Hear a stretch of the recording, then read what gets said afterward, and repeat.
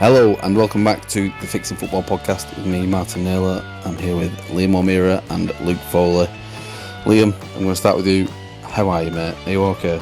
Yeah, brilliant, Martin. How are you getting on? You alright? I'm very fine. I'm all good.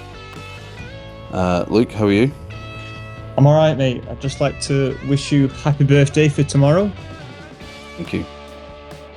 Or yesterday, depending on when you listen to this. My birthday coincides with the start of something that we're going to be talking about a little bit. Were you racing this weekend? I was racing this weekend. How'd it go? Below average, to be honest. But it wasn't really a key race. But it was a high standard race. It was the national cross country. But I was like 70 odd, so it was bad. Out of how many? Over 1,000. All right. It's not below average then, is it? Yeah, but the time I got, I could do a lot better. But I've had a heavy training week. The main goal's Manchester Marathon in October, so just trained for that. Liam, I know it's a touchy subject right now. No. So we don't have to harp on it too long. But what's going on at Bolton, mate? It's a continuation of what I talked about a couple of weeks ago, where the system just doesn't work. There's a hangover from last season, and yesterday was pretty bad, to be honest. It was pretty bad. I left in the 50s of the minutes when the third goal went in.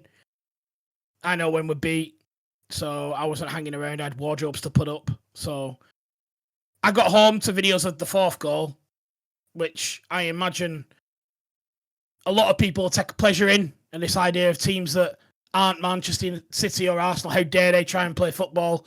They should stay in the lane and not try and play football. And this is the example of what happens when these peasant teams try and actually, provide something. And fair enough, yeah, it didn't look great. And here we are, where essentially we're in that weird period where we're either waiting for the board to say they're sticking with the manager or for the manager to leave, potentially in the next 48 hours. Do you think it's that likely? Yeah. You're more leaning to that it's going to be soon? I think he'll get sacked, yeah. I think he should have gone in May. I don't. It doesn't always have to be bad. You don't always have to wait. You don't always have to wait to this point where it collapses. It felt like the end of something, like that was the peak of where Everett could take us. And that's not to say he's a bad manager, because I don't believe he is. I think he's a very good manager. However, sometimes the rot sets in, and once that rot sets in, you can do very little to turn things around. So I think it's good for everyone to have a clean break now. I think he'll be gone by probably even the time this goes out. Right. So we'll wait to see what happens with that, and then we can speculate on who's going to be coming in at a future date. Luke, things are a bit more positive on your end of the conversation these days. Well, yeah. I suppose a good win for Ten Hag yesterday. To be honest, they are a bad team, aren't they? I can't believe I didn't put in my bottom three to go down. I must have forgot about them, because they are bad. To be fair, though, they were on top up until that penalty save.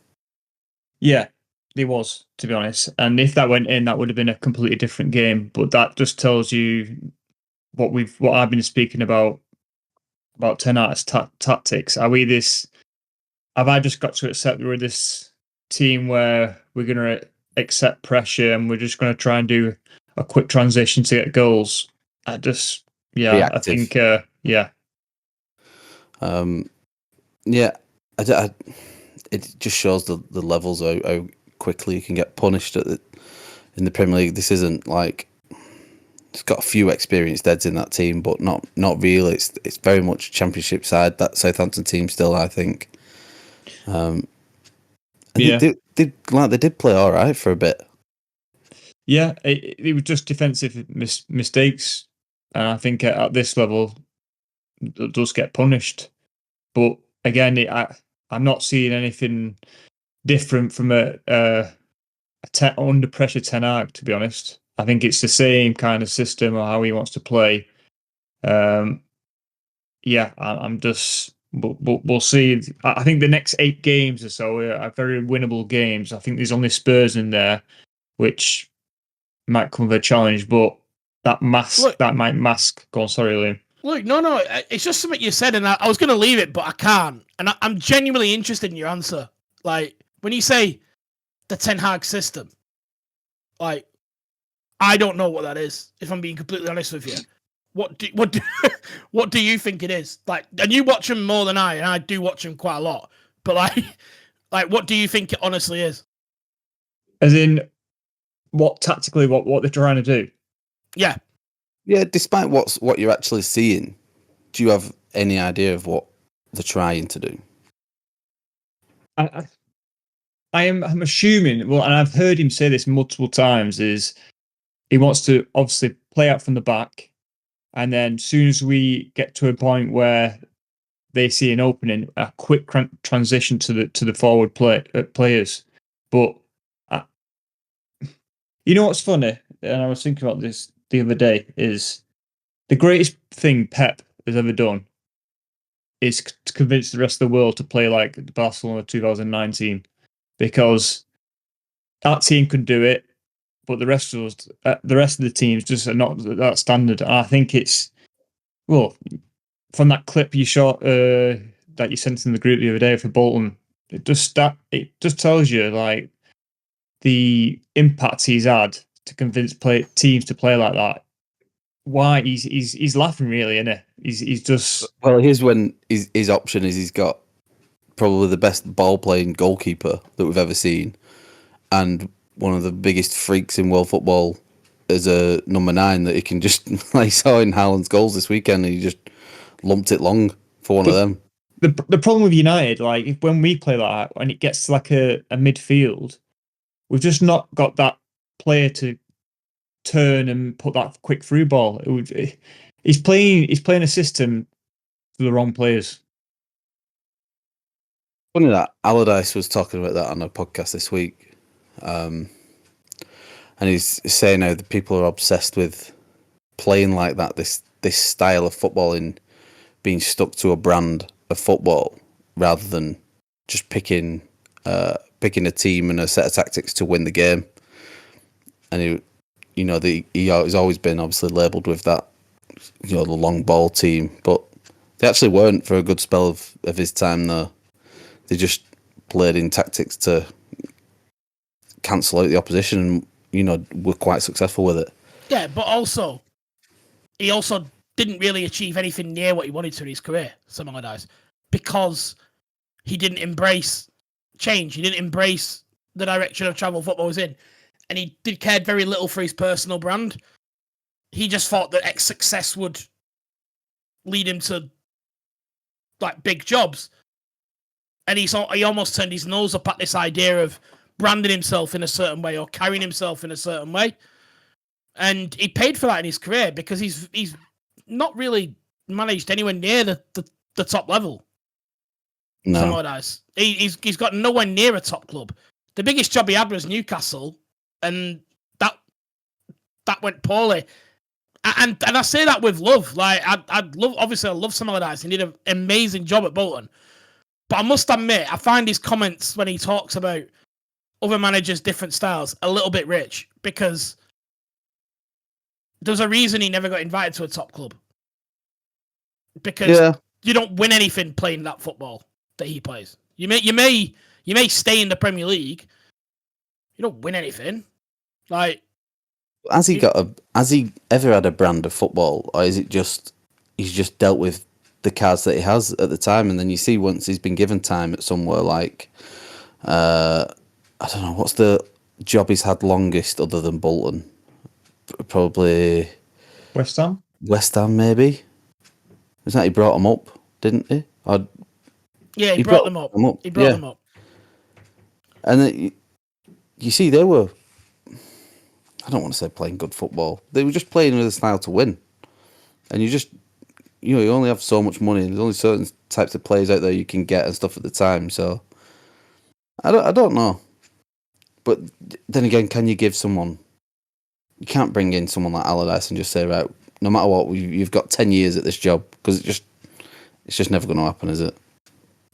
Well, no. I mean, he did 9 at Bolton, but yeah, look, it's just if we're talking about obviously comments about him being linked with a Bolton job, it's just the absolute worst thing we could possibly do for a number of different reasons.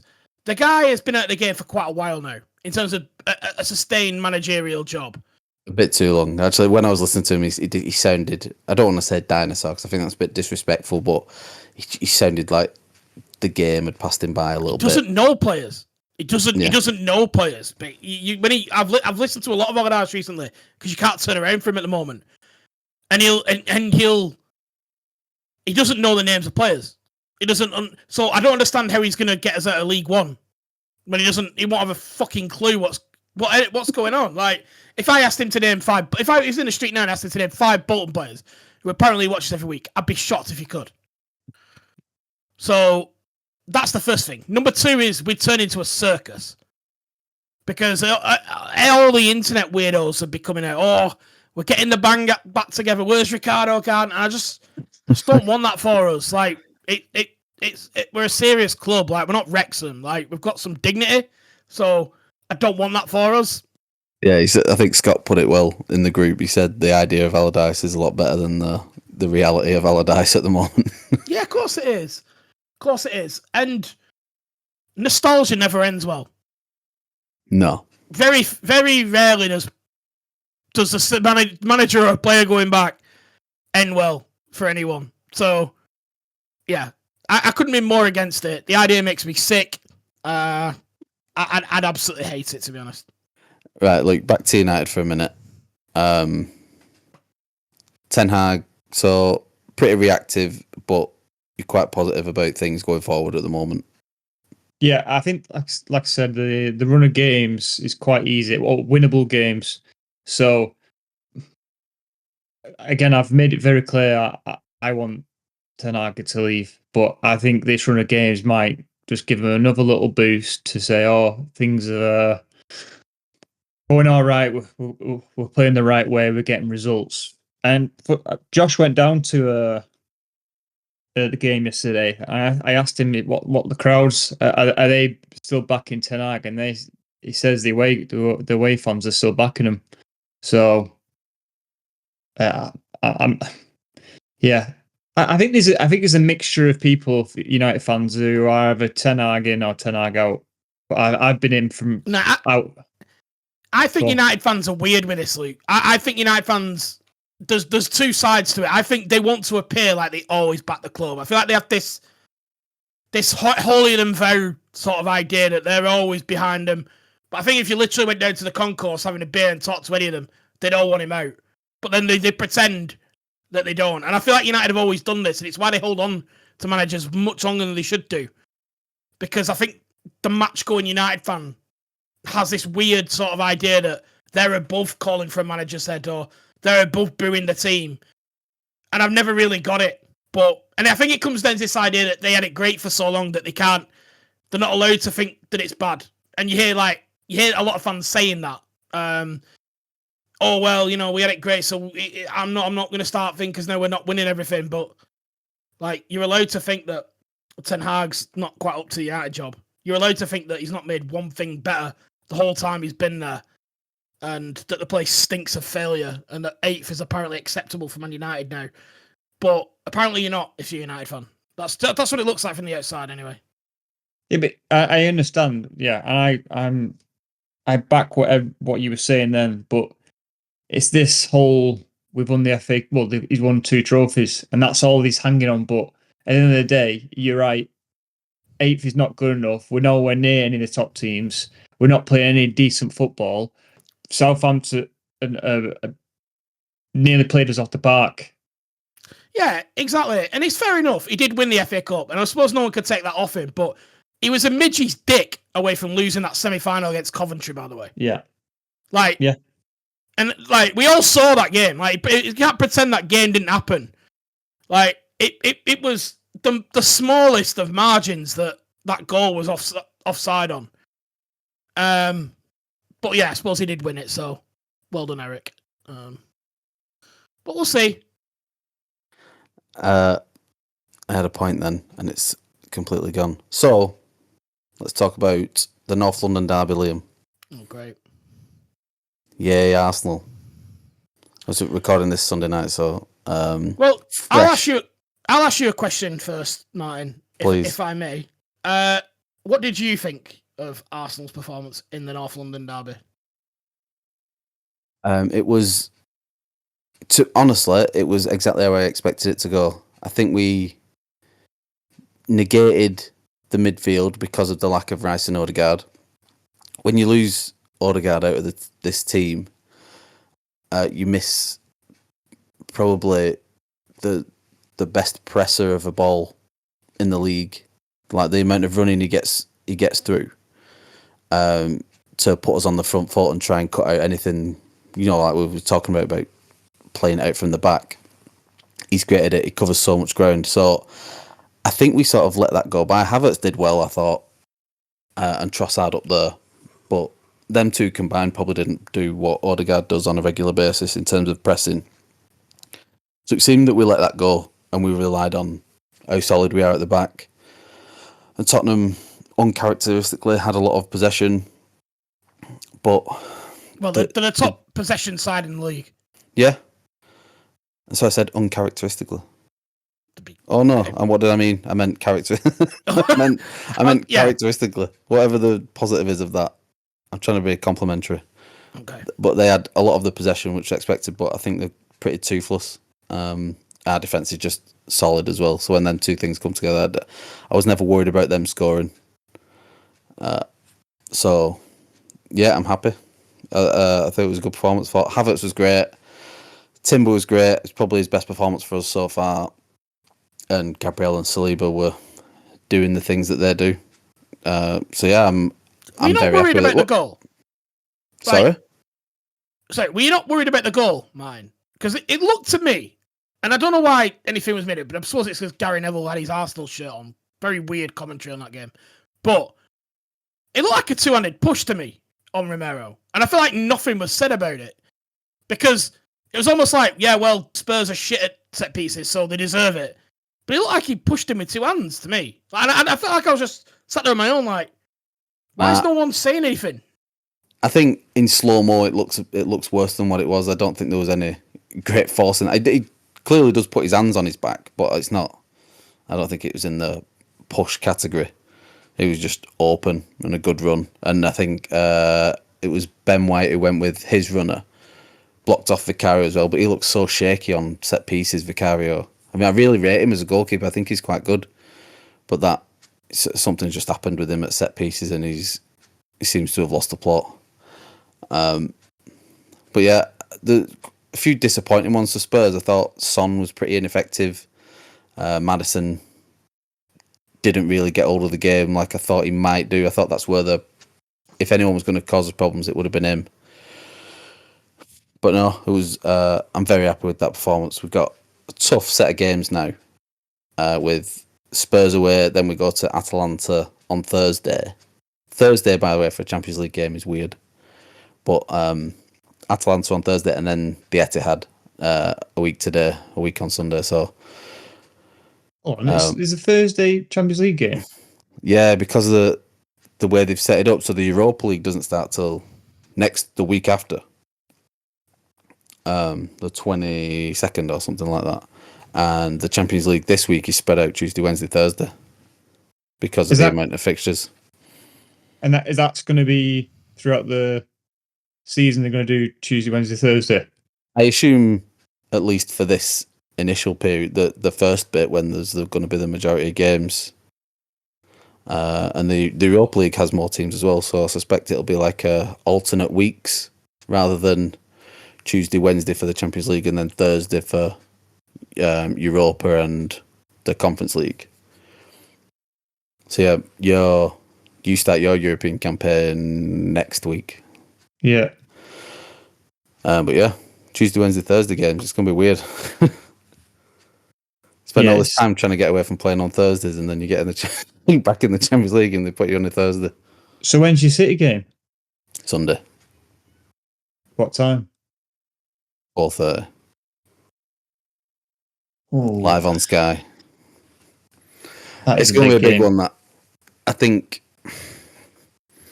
Yeah, it is. I have no predictions about it yet. I think today was a good test in terms of how much we're going to be sitting back and sort of practicing almost that, taking on that amount of pressure.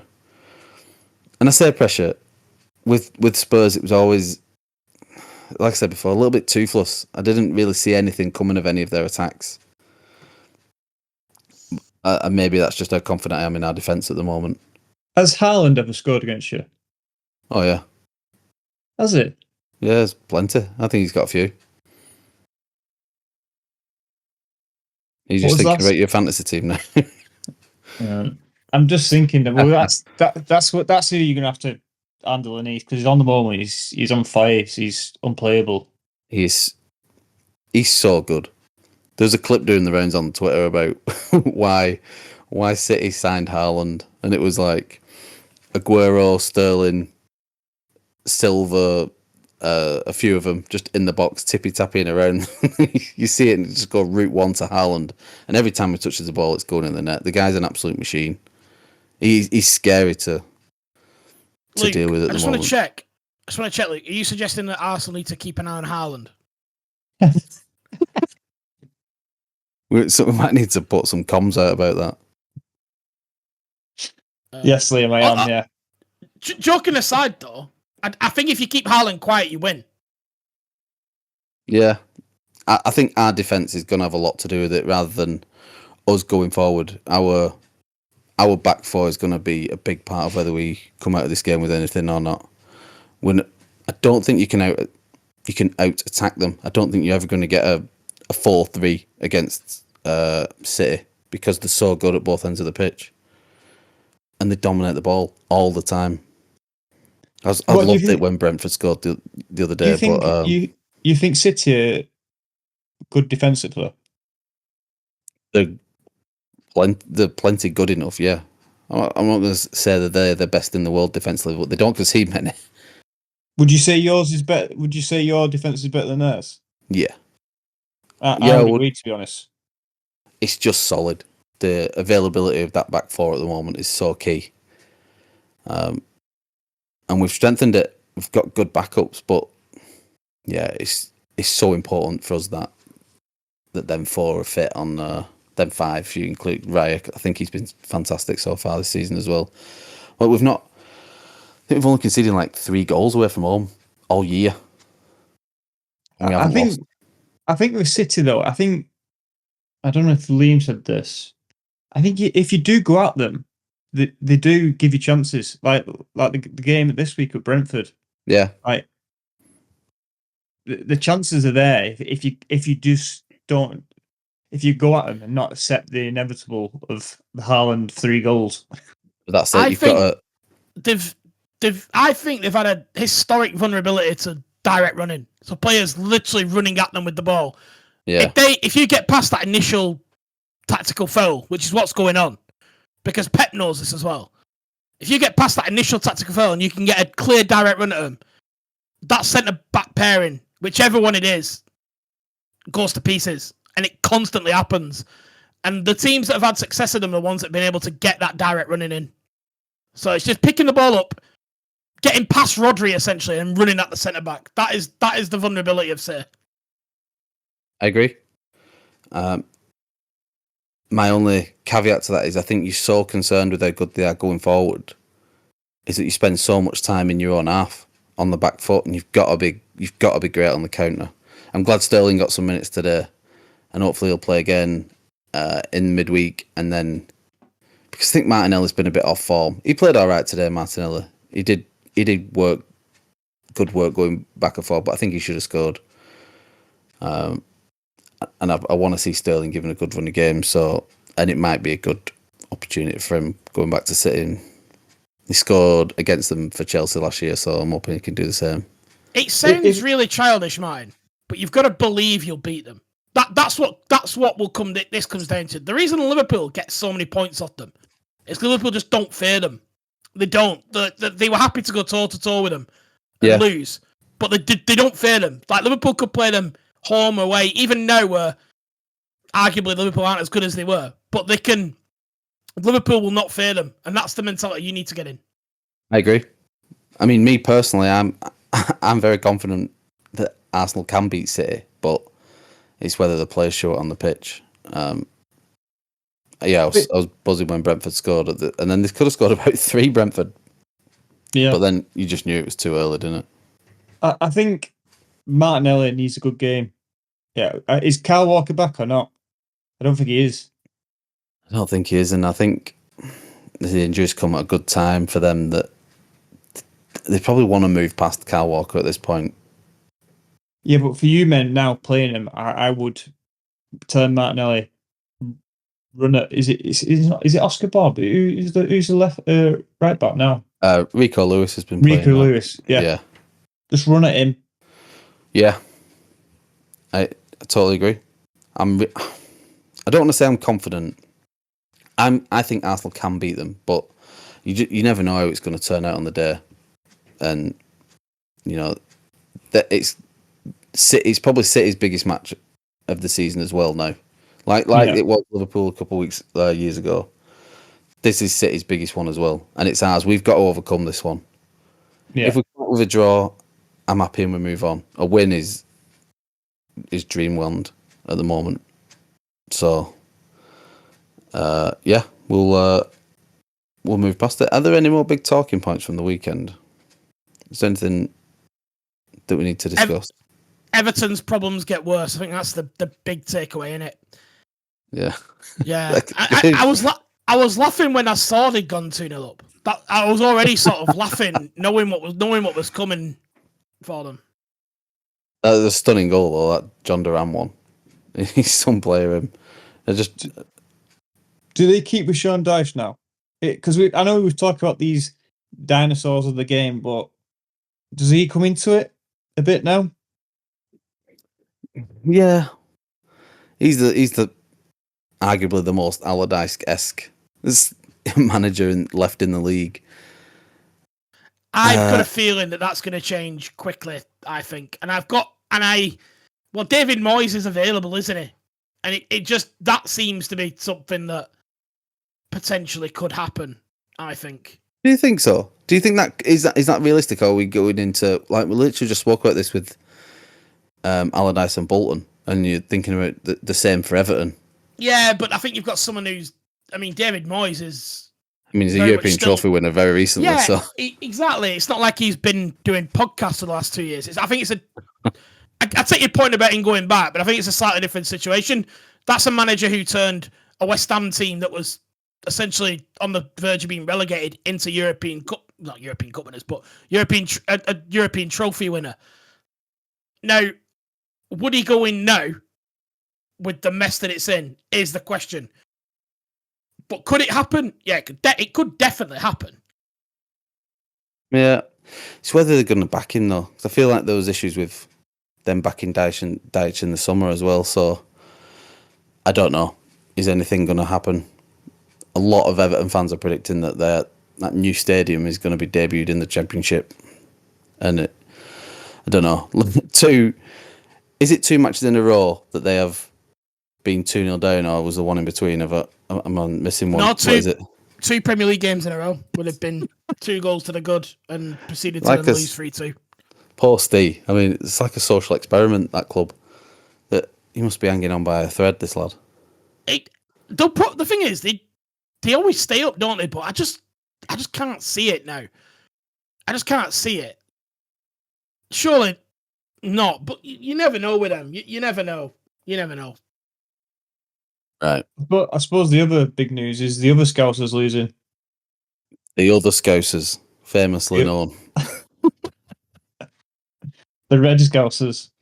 The red team. Yeah. I mean, I don't think many people would have had that on their accumulator. No. They've had a really good start, Nottingham Forest, actually. I thought Nuno was a fraud. I think I said as much earlier in the season on the podcast, but very good start for him. Fair play. Yeah, I wouldn't. I mean, Callum Hudson-Odoi, you know exactly what he's going to do. He's on the left. He's going to cut in on the right. He's going to try that sort of shot. So that's not some tactical prowess that's needed. No, you've got quite a highly technical team there now, haven't you? Because you've got Ward Prowse there as well. So it's sort of like highly technical players that are playing for them now. Well, they didn't start Alanga or Hudson-Odoi, who were quite key for him last season. I won't go as far as saying I'm impressed, but it's a great result. Great for me. Anything that keeps Liverpool down, I'm happy with. I don't think Liverpool are going to be the ones that stop you winning the title, Martin, but fair enough. No, but they're the next closest, is what I'm thinking. Oh, anyone to win. So I'm like, it's worth all like a bit on Luke's side of this. Don't anyone to win, just us. Yeah. But Luke does want teams to win, though. Who do I want to win? You want Man City to win. It comes out in around April time every year. Yeah. Sure, yeah. Put my sky blue on. Cheer Pep all the way. I can't listen to Pep me. We'll move on after this. This is probably a good segue actually into our topic, but I was listening to him afterwards, like talking up Thomas Frank. Oh, no one does these patterns of play like Thomas does. And I'm like, mate, pack it in. Shut the fuck up. Like, you patronising bastard. Like, just this league is so hard. I don't think anyone understands what we're achieving by beating teams like Brentford. I'm like, mate, it's about as a routine win as you could possibly get. Like, yeah, they give you a bit of a scare. But, like, if you don't beat Brentford at home, like, you're not getting 90 up. Just stop trying to tell us that you're doing something. You're always changing stuff. Anyway, can't stand them. But I think that gives us a nice segue, though, mine. Yes. Title of this episode, Liam, is We Need to Talk About Man City. It is time. As of people listening to this, that will be the start of the infamous trial against Man City. When I call it a trial, it feels like O.J. Simpson style. I don't. It's a case. It's a hearing. I mean, they've already been charged. So 6 years in the making. This, by the way. So yeah, it is the start of the case hearing against Man City versus the Premier League. 115 charges they're charged with. I mean, where do we start here, Liam? How can we summarise the start of this? Because I don't really want to harp, but it's going to go on now for, I don't know, months. It's going to be beginning next year before we know anything about any of this. So, how can we summarise the start of this case? That's a really good question. And I think it's important to stress that we don't know how this is going to go. And obviously Man City will have the opportunity to put forward their case. And if they clear their name, then they clear their name. And that's what we have to accept that. And that's how this works. So I think the problem with this going on so long is that the idea that it almost feels like Man City are guilty, doesn't it, already? And I feel like that's really unfair, and we should really see how this goes. But I think a good place to start, mine, if you have it to hand, is exactly what they've been charged with. So, an understanding what they are. Right.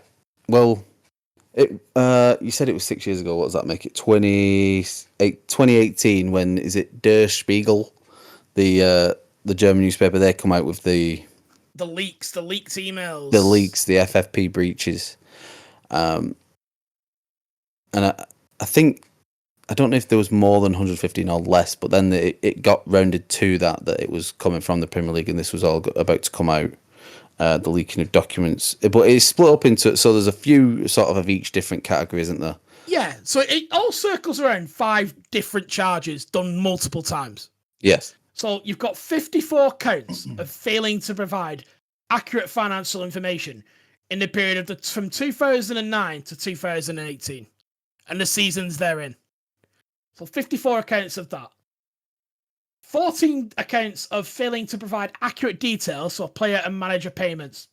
from 2009 to 2018. You with me so far, guys? Yeah.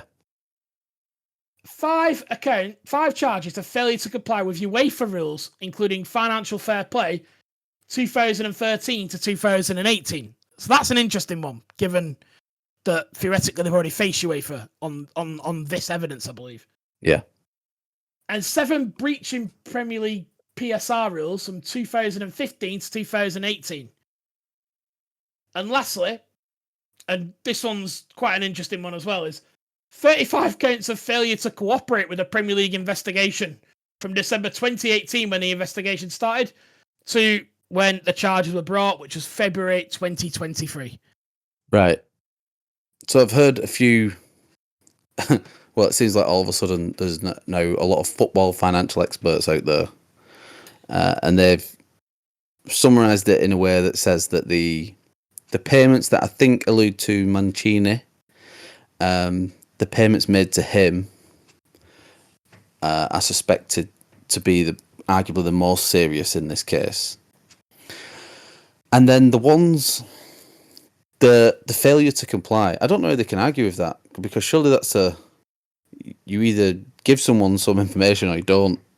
Well, look, and again, I think we'll just repeat the wording of the charges, because obviously I'm conscious. Again, I'm conscious. I don't want to step on anything here, but 54 counts of failure to provide accurate financial information, 2009 to 2018. So that's that. And I think the 35 counts of failure to cooperate with the Premier League investigations, that's an interesting one, because that's something that a lot of recently, particularly the Everton case, they were very cooperative, I understand. We saw with Chelsea as well, they come out before even they'd been charged and said, we are cooperating. We're cooperating, help! Before anyone said anything. So that's what's going to be looked into over the next few weeks. And I think we'll talk about, the best way to talk about this, I think, is like how the case will the case impact the season, for example, and will it affect performances on the pitch? And I personally don't think it will. I did at first, but then I thought, no, I don't think so. Luke, you brought this up, that you think that it could affect affect their title charge. I mean, do you still feel like that? I personally do agree with you as well, that I hadn't taken it into consideration when we was doing our predictions, but it must do. Stuff off the field always affects you, and there's going to be so much. From this week, it's going to start and it's going to be hot. Yeah, and perfect timing for you, man, I suppose, for the game on Sunday. But all perfect for them. If they want to go full siege mentality, this could be the bonding experience that these City fans need. it depends what's kind of comes out in the news tomorrow, and the kind of, if it's steering towards, well, it all boils down what the punishment's going to be, and then all that's these the fun bit. Yeah, and let's just go to the extreme, okay? I suppose the extreme is relegation from the league. I suppose. Well, yeah, I want to get to that in a sec. Because all we can do is speculate as to about punishments. But just let's keep it on the pitch for a minute. And if you think, because there's no doubt this is going to come up in every press conference Guardiola does between now and a verdict, and he's as weird as they get. He's as weird as they come already. I mean, is this going to send him exactly over? This is going to be ultra weirdness of Pep for the next 6 months, and he'll be flip flopping around everything, blaming everything. It will be an absolute just circus. What the press conference is going to do. I think that will trickle down to the team. It's got to. If your manager is flapping around and saying wild shit, it's gonna affect the team. But I suppose if you look, but I mean, you look at it this way though, like the shit that's going down at Chelsea, it's not really affects them at the moment. They're winning. Yeah, I mean, I don't know. There's a lot of the difference. I would say though is there's probably a big disconnect between that group of Chelsea players and the club because most of them are new. Not many of them have been there longer than 2.5 years. There's less than a handful who have. So, whereas this group of City players have been together for a long time now, and there is more of a connection between them City players and Man City as a team, as a group, as a family, if you will. Liam, you disagreed though about it potentially affecting them. Yeah, I just think they've always had a similar cloud over them, and they had something similar already with the UEFA investigation. Yeah, and they were still performing very well then. So I think it's just another day at the office, to be completely honest. And I do agree with Luke that they may get a little bit defensive, particularly talking to the media over the next few weeks. But I think for the team, it's very much business as usual. Just to put something out there, I think there is a storm brewing in regards to player wise with the likes of De Bruyne. I think Haaland probably doesn't want to stay in England. And I think if the opportunity comes to maybe a Barcelona or Real Madrid come knocking, he'll go. I think the Rodri, I've heard he potentially there might be a possibility he might move away. I think the keeper situation, that's an interesting one as well. Is Walker leaving? I think there is a storm brewing in regards to players at potentially the end of this year. So I think that could be effect.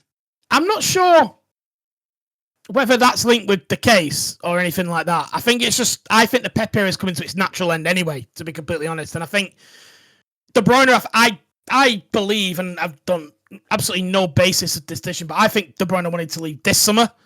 I think he wanted that. I think he wants that Saudi move. I think he wants that coin, as our good friend Jermaine Genius refers to it too.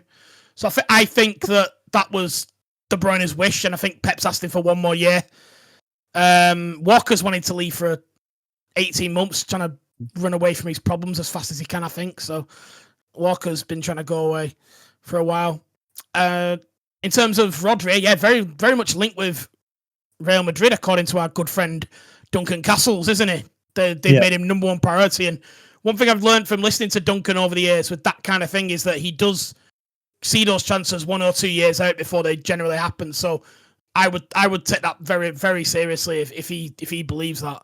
Yeah, so, I don't think he'd have put that out there if there wasn't anything already in the pipeline. Maybe he's very good at that. Duncan Castles, he sees him a year early. So I think it's just Pep's natural end. I don't think Pep's made any noises about a wish to sign the new deal that ends this summer, doesn't it? Pep's deal. Yeah. I've not heard anything from him suggesting that he has any intentions of signing that contract. So you may be, Luke, but I think he's just reached its natural end anyway. I just think it's all the timing of it's just all tying in together. To be honest. Maybe he's waiting as well, because he said he would.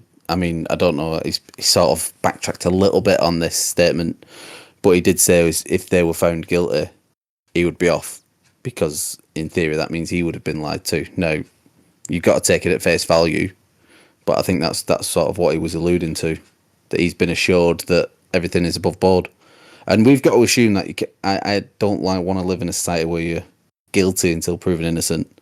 It's got to be the other way around at the moment. Now, it has been fun taking the piss out of City fans for the last couple of years about this. Every time someone says anything, you just throw 115 in the face. But I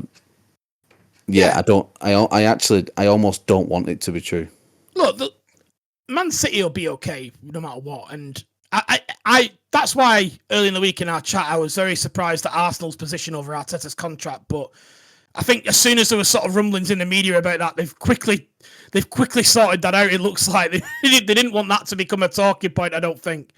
So I wouldn't have been comfortable with that situation if I was Arsenal. Yes, I think that he had every intention of staying, and yes, I think Arsenal's very much Arteta's club, but it's not something I'd want to test for no reason. Let's put it that way. So I think if I was an Arsenal fan, I'd be feeling a lot better now that contract's been signed. I'm surprised you think that it's that quick to get a contract sorted out with regards to Arteta. That if you, any rumblings that I'd heard is that this was always on the cards, and it was just a matter of timing, maybe when it was going to be announced, or because I don't think it was, we'll see if you back me in the transfer window, and then it's going to happen. That I suspect that had been done for a while, or agreed anyway. I just think you never know what's it until it's signed. It's not. Yeah, not signed, maybe. I just don't know why you'd leave it till the last year, given the success in inverted commas that Arsenal have had in this last few years. So I just don't know why you'd leave it that late. But fair enough, it's done now. So I suppose it's a non-story, Martin. Anyway, back to this topic. The fun bit now, Liam, is we get to speculate, and we've got to put that in. We've got to speculate because we have seen punishments already for FFP breaches or PSR breaches or whatever, but nothing, and as many people will say, nothing on this scale. We've seen Everton get, it was 6 points in the end, it was 8, and then it was 4, and then it was back to 6. They've had points deductions. Nottingham Forest had 4 points deducted last season. We've already spoken about the Leicester one. I think there's still a threat of stuff going on with Chelsea, but I don't know enough about that one. I think that will rear its head at some point again in the future. But we've got to speculate about what the potential punishments could be. And yeah, because that's the fun bit. Okay, if you say so.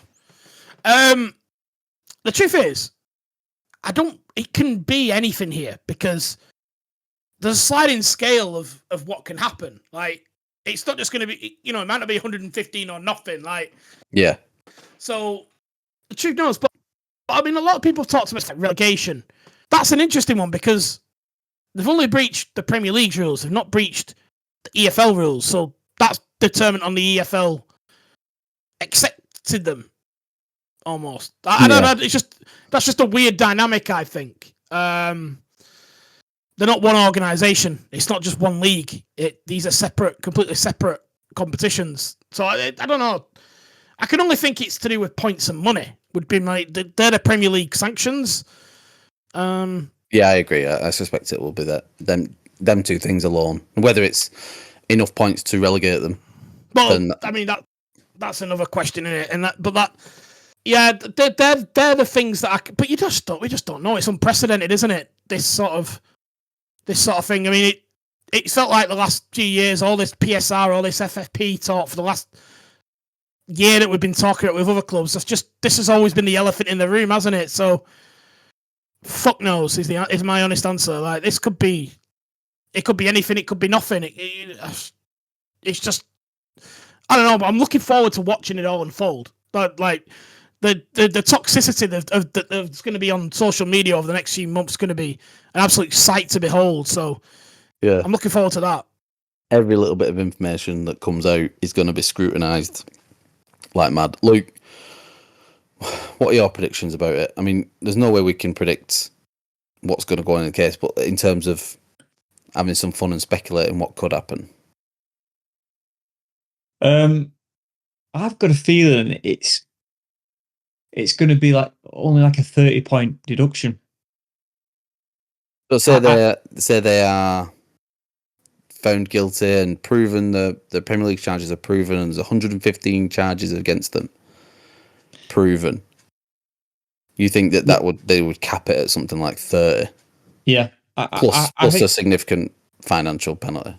Yeah, but I don't think it's going to be 115 points they're going to charge them with. I think it'll be significant enough to not make them win the league, but keep them in the league. So it's one of them where you want, to be honest, I think everyone's wanted them to go down on there. I think everyone's got a little bit of kind of yeah, everyone likes to see the chaos a little bit. You want to look at the car crash just for a few minutes. But I think they've wrapped them up that many times now. I can't imagine the Premier League letting City be out of the league. No, that there's maybe some legs in that. Liam, do you think? What are your thoughts on the way that the Premier League have gone about this? Are you surprised that it has got to this point as yet? Not that they should have backed down. That this is what I'm sort of alluding to. My feeling is that the Premier League are so confident in proving that these are right that they have not backed down at any point with any of these charges. I mean, it's a tough one because City are also saying that they're confident in proving everything right. So there's sort of two sides to this, obviously. Well, it's a tough one, isn't it? Because in an ideal world, you don't ever have to do stuff like this. But if you have rules, you have to enforce them. Like as a competition, that is. Yeah. Particularly when there's so much things like prize money and competitions for getting into the money for competing in the Champions League and stuff like that. If they don't act, they leave themselves open for action from other clubs that potentially. So the Premier League has to go about it. The Premier League's in a very, I think, in quite an unenviable position because there's going to be high legal costs. It's a massive investigation, but they've got no choice. Like they have to go down this path, and they have to see it through. Yeah, they have to, and that's just it. Like it is what it is from their perspective. There's just no way getting around that. Luke Foley.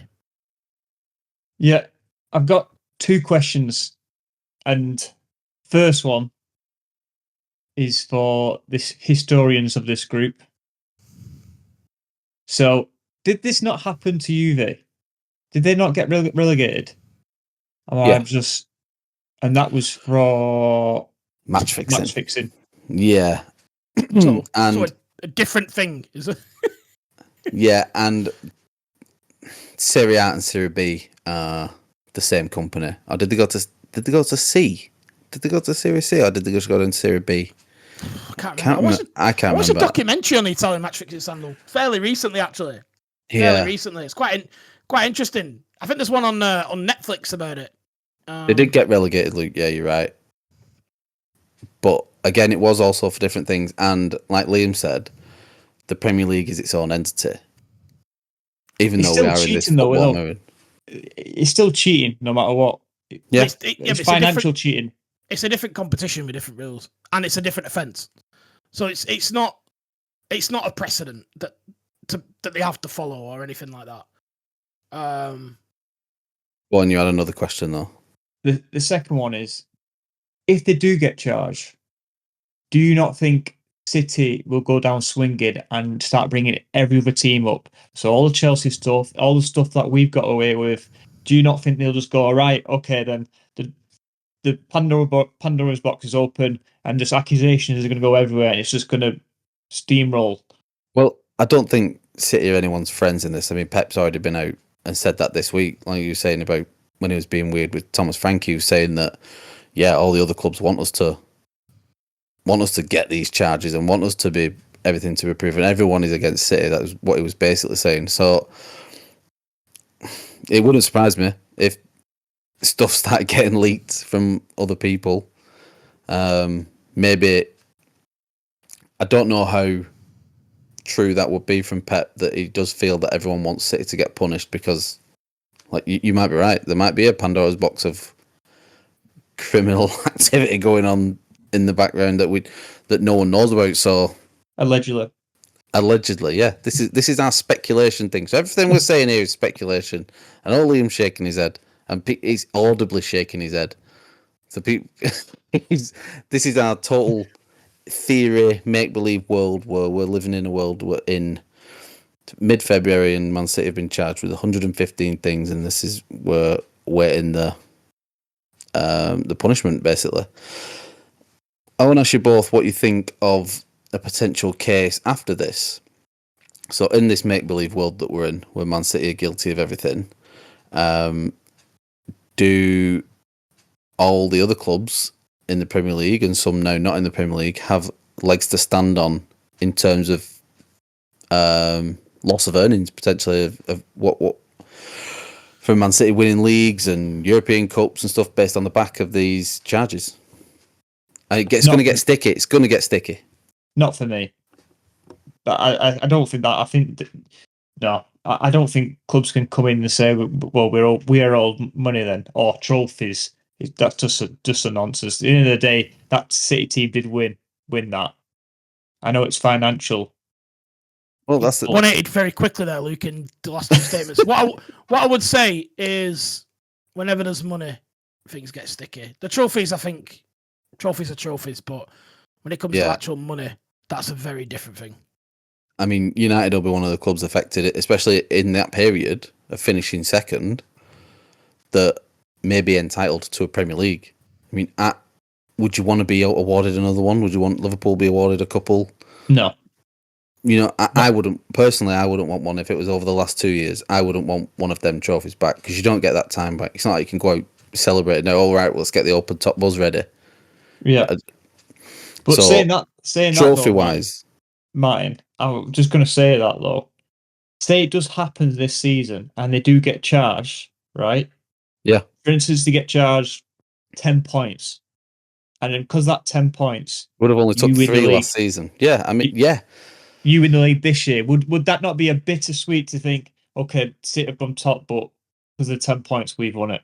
Yeah, it would. And I did say this. I said it last season as well. But you all, you two and Scott as well, both poo-pooed it and say, no, you won't care as long as you win that league. And I wouldn't.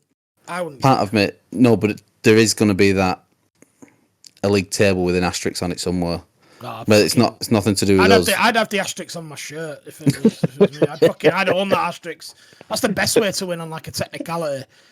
I'd own that fucker so much if it was me. But look, if you think the other way, fair enough. But I think if you own it, then like that would get under everyone's skin even more, wouldn't it?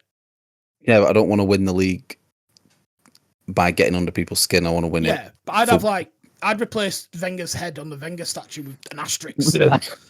Like, just keep putting asterisks next to everything. Yeah. Every bit of Arsenal merch. I wouldn't. No, not that I wouldn't want to win the league. I definitely don't want any retrospective league titles. I'm sure you don't. But I think financially, where this comes into play is certain clubs would have been paraded around the world as league champions, and there's a lot of advertising money that comes with being a league champion and being in more privileged positions. So there's got to be a financial aspect of it that could trickle down and could trickle on for God knows how long. It's a good job that City have got deep pockets in this scenario, in this make-believe scenario. Liam, how do we conclude this now? We don't have to talk about these City and these charges again for a long time now. So how can we conclude this episode? We can conclude it by a preview of your game against Manchester City, Martin. Oh, okay. I've got one. Can we do one little question I've got for you? Okay. Someone asked me this week actually to feature on the pod. Someone asked you to feature. Do they want to feature or to put this onto the pod? Yeah, to put this onto the podcast. Okay. They may have seen it on another one. I don't know. But I was asked it, and it was interesting. But so yes, in 1 second we'll preview Arsenal v Man City, potential title decider already this early in the season. But first, Luke Foley, what is the goal that you feel like you celebrated the most ever? That one moment. I know it's a weird one, but I do have an answer for it that in fact, I have two answers that come to me straight away. And I don't want this to be one that is the most important goal for Man United. Like, it would be easy for me to, like, I don't know.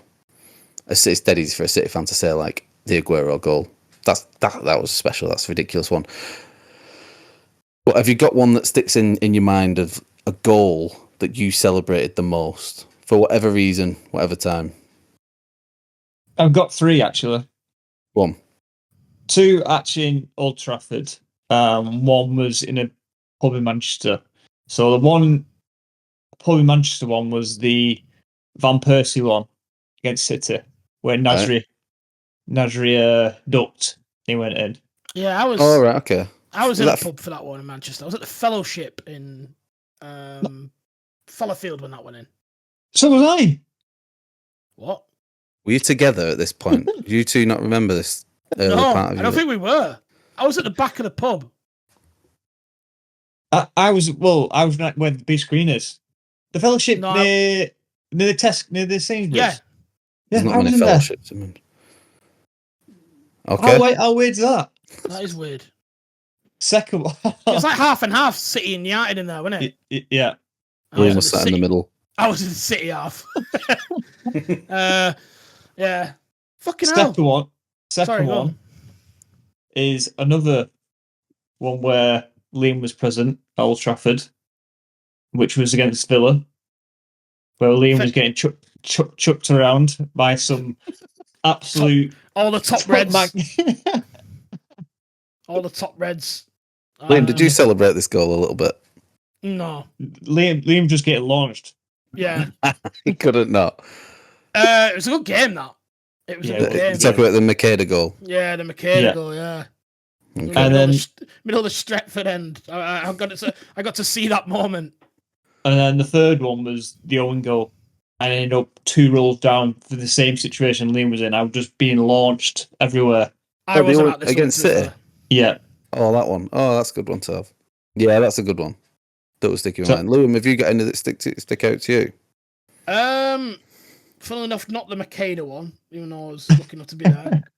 There's 2 really that stick out. One of them's quite obvious. It was the last minute goal to stay up when we scored 2 in 2 minutes to stay up, and Aaron Wilbraham's header. And I think with that, I'd given up. I think that's the thing. Like, we'd gone 2-1 down with like 3 or 4 minutes to go, and I was in complete toxic mode, like completely giving up, looking for an argument with anyone that would have one around me. And then we pulled one back to make it 2-2. We still needed to win, and I was angry that we'd scored, because I was like, oh, where was this earlier kind of thing. And then I sort of looked up, and we had the ball again in the corner, and the ball went in the box, and, well, just absolute chaos, really. Aaron Wilbraham diving header. Aaron Wilbraham diving header, yeah. What was your other one? The other one was FA Cup quarter-final away at Birmingham City. Lee Chung-yong header quite late in the game as well to send us to Wembley. When Bolton were probably, for all the talk about Allardyce earlier, probably the best incarnation of a Bolton team, I think, was the Owen Coyle's first Bolton team. And at that point, we were 5th in the Premier League with a midfield of Stuart Holden, Mwamba, and Mark Davis, and it was an unbelievably good team. But the problem was with Owen Coyle is that there was just no work behind the scenes. So it's such a fragile existence. But for that fleeting moment, like, we got to an FA Cup semi-final, and I thought that year we'd win the FA Cup, to be honest. Like, the way we were playing, I think the other semi-final was City United. We went to, I mean, that goal went in, just went absolutely nuts. Just because I believed that we would win it that year. And the year Loftus died, sort of all the stars were sort of aligning. Oh, right, yeah. And then you felt all that, like, in the moment. That, Yeah. like, this is what I'm talking about. Just the moment that has taken exactly. you more.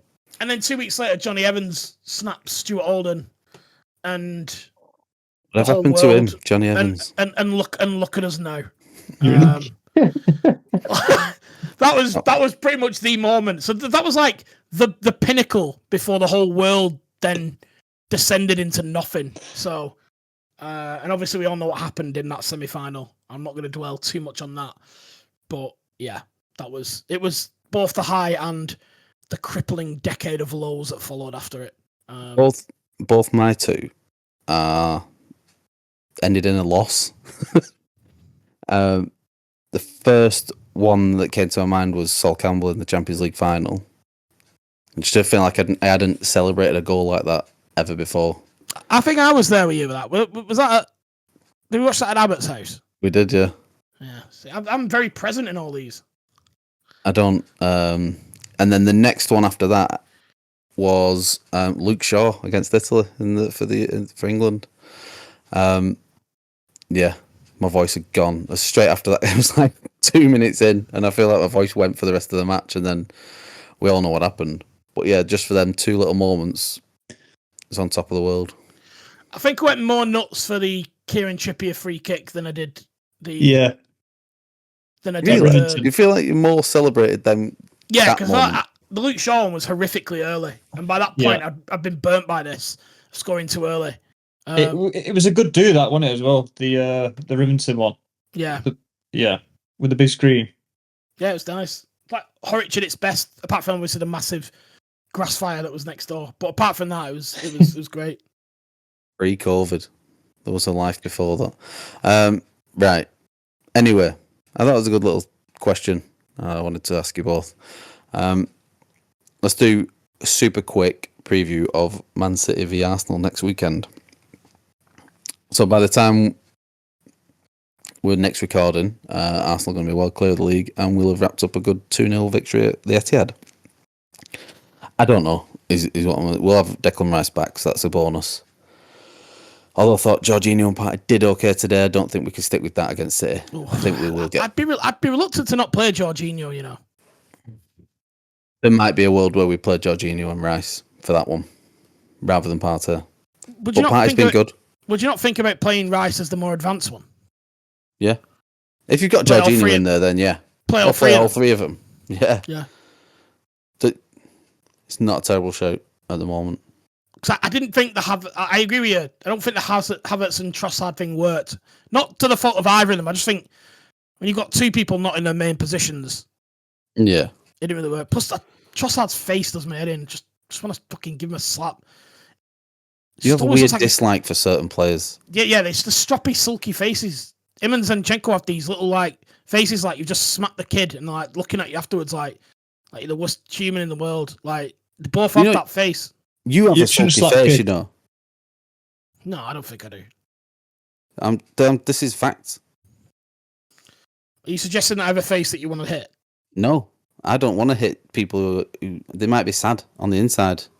I want to hit your face if you're slapping kids, Liam. I mean, I'm going to be biased here. I don't know how much I can preview this game. I mean, what do you think? Is it just a case of stopping Haaland and getting on the front foot? Yeah, I think that's pretty much it. I said preview. I think we kind of did it earlier, didn't we? But So yeah, I think we can leave it there then. I think we've covered this. I think I've got a positive for these end of season. Hopefully, it's the last season Pep's going to be in this league, so we can all cheer at that. Thank God! How many years now? It's just been a walk for them. Then please lead the league. Like, if you listen to Pep, it's you don't understand how hard it is. You don't. You should see the patterns that Brentford are doing, and you'll understand how hard it is every week. Yeah. Do you know how many tapes of Ipswich he's got to watch in the next couple of weeks? Did you know that he reinvents his game as well? Did anyone tell you that? He doesn't just stand still. He reinvents himself. How much research do you have to do when you've got? That's what people don't. Yeah, no one gives him credit for this. Apparently, no one ever says. You've got Rodri, De Bruyne, and Haaland. How much research do you need to do against the opposition? This weekend might have been the first time he's turned Sky Sports on all week just to watch a bit of Arsenal. Just say, "Oh right, yeah, they're coming home." No one gives him credit for it, man. He reinvents himself. No one ever gives him credit for this.